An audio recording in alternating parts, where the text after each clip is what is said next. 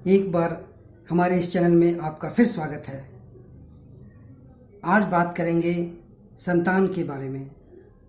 संतान की प्राप्ति जीवन के सुख में से एक बहुत ही महत्वपूर्ण सुख है और हर व्यक्ति चाहता है कि उसके संतान हो।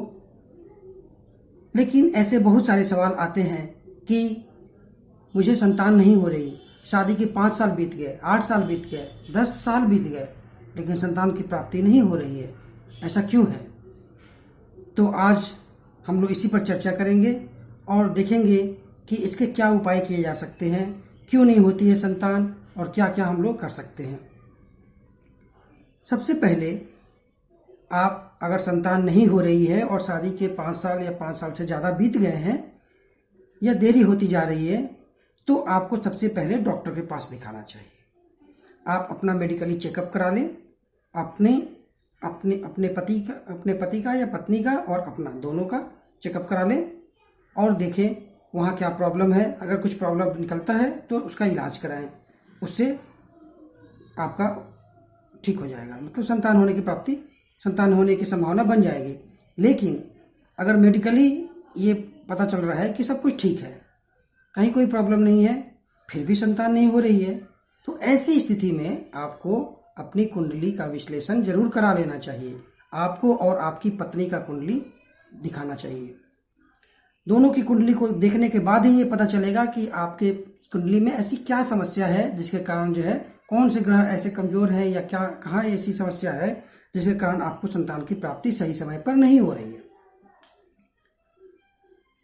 संतान की प्राप्ति के लिए कुंडली में सबसे मुख्य ग्रह जो भाव है वो है 5वां भाव। 5वें भाव से संतान की प्राप्ति को देखा जाता है। साथ ही साथ दूसरा भाव जो परिवार की वृद्धि और परिवार का भाव होता है, तो दूसरे भाव को भी देखते हैं और 11वां भाव आपकी इच्छाओं की पूर्ति को दिखाता है, तो इसलिए 11वां भाव को ही देखना जरूरी है।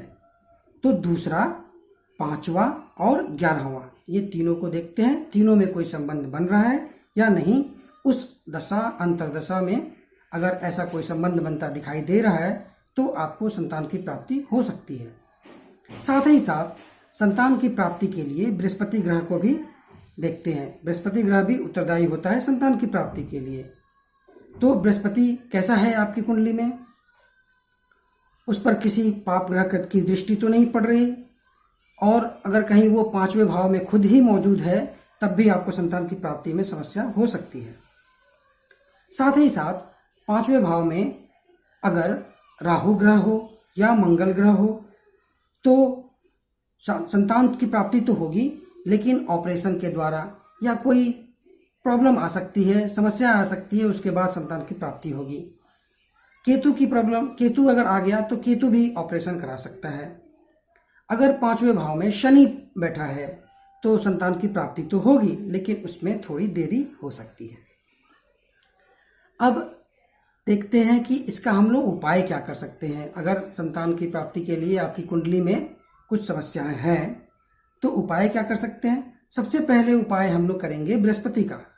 अगर आपका बृहस्पति पीड़ित है या उस पर पाप ग्रह की दृष्टि है या कहीं कोई ऐसी समस्या है, सही भाव में नहीं बैठा है, तो इसके लिए आपको बृहस्पतिवार का व्रत करना चाहिए। उस बृहस्पतिवार को पूजा करना चाहिए। केले के जड़ में जल, गुड़, चने की दाल लेकर और थोड़ी सी हल्दी मिला के उसको केले के जड़ में अर्पित करें। रोज अर्पित करें, बहुत ही अच्छा, और नहीं तो कम से कम बृहस्पतिवार को तो जो रोज ही जरूर ही अर्पित करें।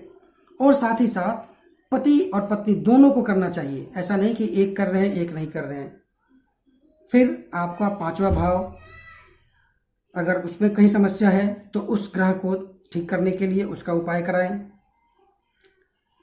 आप अपने आसपास के बच्चों के प्रति बहुत ही अच्छा से प्रेम भाव रखें, उनके प्रति लगाव रखें। अपने मन में भी ऐसी भावना लाएं कि हमारी भी संतान होती तो हम लोग वैसे ही प्यार करते, इसलिए सबको इसी तरीके से देखें। गरीबों को दान दें और अपने घर में कृष्ण भगवान का बाल अवस्था का जो फोटो होता है उस फोटो को अपने दीवार में कहीं लगा दें। इससे भी काफ़ी समस्या काफ़ी हद तक ठीक हो जाएगी। और फिर देखें आपको संतान की प्राप्ति अवश्य होगी।